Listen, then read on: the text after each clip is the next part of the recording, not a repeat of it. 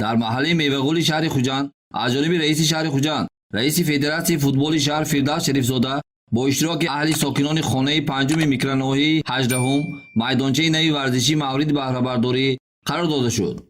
иттилоъ дода шуд, ки майдончаи варзишии навбунёд бо иқдоми соҳибкори ватанӣ Фарайдин Шамсов тибқи талаботи меъёрҳои муосири сохтмонӣ сохта шуда, ҳамчунин дар ин ҳудуд майдонча барои бозии теннис, бозиҳои гуногуни варзишӣ, истироҳатию фароғатӣ, солимгардонӣ, тавонбахшӣ, дастгоҳҳо насб карда шудаанд.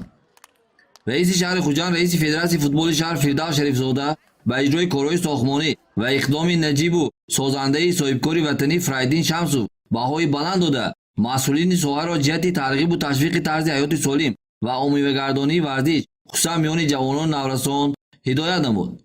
раиси шаҳри Хуҷанд Фирдавс Шарифзода зимни мулоқот бо аҳли маҳалла, аз ҷумла наврасону ҷавонон, гуфт, ки ин ҳама ободкориҳо бо дастгирии асосгузори сулҳу ваҳдати миллӣ, пешвои миллат, президенти мамлакат муҳтарам Эмомалӣ Раҳмон рӯи кор омада, аз насли ояндасози кишвар даъват ба амал овард, ки аз чунин имконотҳои мусоид васеъ истифода намоянд, то ҳама намуди варзиш, аз ҷумла футбол дар шаҳр рушди ҳамаҷониба пайдо намояд. шаҳрдор гуфт, ки соҳаи варзиш чун омили камолоти ҷисмонӣ ва тавоноии мардуми диёр пазироӣ ва мавриди таваҷҷӯҳу эътибор қарор дода шудааст. Воқеан варзиш дар ҳар давру замон қосиди сулҳу дӯстӣ ва муаррифкунандаи ҷаҳони маънавию солимгардонии миллату давлат буд ва мин баъд низ боқӣ мемонад. Сипас Фирдавс Шарифзода ба бозии дӯстонаи тими наврасон ҳусни оғоз бахшид. Бо иқдоми соҳибкори ватанӣ Фарайдин Шамсов ба кулли наврасони ҷавонон тӯҳфаҳои хотиравӣ тақдим карда шуд.